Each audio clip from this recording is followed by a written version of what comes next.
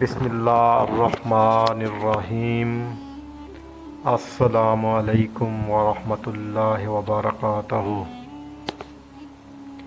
پیارے دوستو، آج ہم ایک نہایت اہم حدیث مبارکہ کا ذکر کریں گے جو ہمیں یہ سبق دیتی ہے کہ صفائی اور پاکیزگی صرف جسمانی نہیں بلکہ روحانی زندگی کا بھی حصہ ہے۔ یہ وہ تعلیم ہے جو ہمیں ایک بہترین مسلمان اور بہترین انسان بننے کی طرف لے جاتی ہے۔ آپ سے گزارش ہے کہ آج کی حدیث سننے سے پہلے اگر آپ نے ہمارا چینل ابھی تک سبسکرائب نہیں کیا تو چینل سبسکرائب کر لیں، بیل آئیکن کے بٹن کو دبا دیں، اور اگر آج کی حدیث آپ کو پسند آئے تو اسے لائک اور شیئر کرنا ہرگز نہ بھولیے گا، اور کمنٹس میں اپنی رائے کا اظہار کیجیے گا۔ چلتے ہیں آج کی حدیث مبارکہ کی طرف۔ حدیث مبارکہ اردو ترجمہ۔ حضرت ابو مالک اشرح سے روایت ہے کہ رسول اللہ صلی اللہ علیہ وآلہ وسلم نے فرمایا، پاکیزگی نصف ایمان ہے۔ تشریح۔ یہ حدیث ہمیں ایک عظیم اصول سکھاتی ہے کہ دین اسلام میں صفائی اور پاکیزگی کی بہت بڑی اہمیت ہے۔ مطلب ہے ظاہری اور باطنی صفائی۔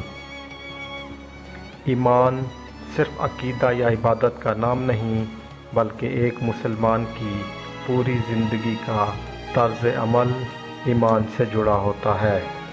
ظاہری صفائی میں جسم، کپڑے، گھر اور ماحول کی پاکیزگی شامل ہے۔ باطنی صفائی دل اور نیت کو گندگی، حسد، کینہ اور گناہوں سے پاک کرتا ہے۔ رسول اللہ صلی اللہ علیہ وآلہ وسلم نے وضو، غسل، مسواک، ناخن تراشنا، بدن کو خوشبو سے معطر رکھنا، راستے اور گھروں کو صاف رکھنا ایمان کا حصہ قرار دیا ہے۔ دراصل یہ تعلیم ہمیں یہ باور کراتی ہے کہ ایک مسلمان کی پہچان ہی پاکیزگی ہے۔ یعنی اگر کوئی شخص دعویٰ کرے کہ وہ مومن ہے لیکن وہ صفائی اور پاکیزگی کا خیال نہیں رکھتا تو اس کے ایمان میں کمی پائی جاتی ہے۔ اس لیے اسلام ہمیں جسمانی اور روحانی دونوں طرح کی طہارت اختیار کرنے کا حکم دیتا ہے۔ صفائی ایمان کا حصہ ہے، اس لیے روزمرہ زندگی میں اس کا لازمی اہتمام کریں۔ صرف جسمانی نہیں بلکہ دل کی صفائی بھی ایمان کا حصہ ہے۔ ایک صاف ستھرا مسلمان نہ صرف اللہ کے قریب ہوتا ہے بلکہ دوسروں کے لیے باعث سکون اور باعث رحمت ہوتا ہے۔ صاف ستھرے انسان کو ہر کوئی پسند کرتا ہے اور معاشرے میں اسے عزت کی نگاہ سے دیکھا جاتا ہے۔ جو لوگ صفائی پسند ہوتے ہیں اور صفائی اختیار کرتے ہیں ان لوگوں کو معاشرہ ہمیشہ عزت کی نگاہ سے دیکھتا ہے، اور ایسے لوگوں کی معاشرے میں عزت ہوتی ہے اور ایک وقار ہوتا ہے۔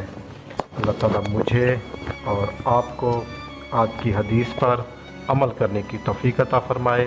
ایک بار پھر آپ سے ریکویسٹ ہے کہ اگر آپ نے ہمارا چینل ابھی تک سبسکرائب نہیں کیا، چینل سبسکرائب کر دیں، بیل آئیکن کے بٹن کو دبا دیں، لائک اور سبسکرائب کریں اور کمنٹس کریں اور اپنی اس رائے کا اظہار کریں۔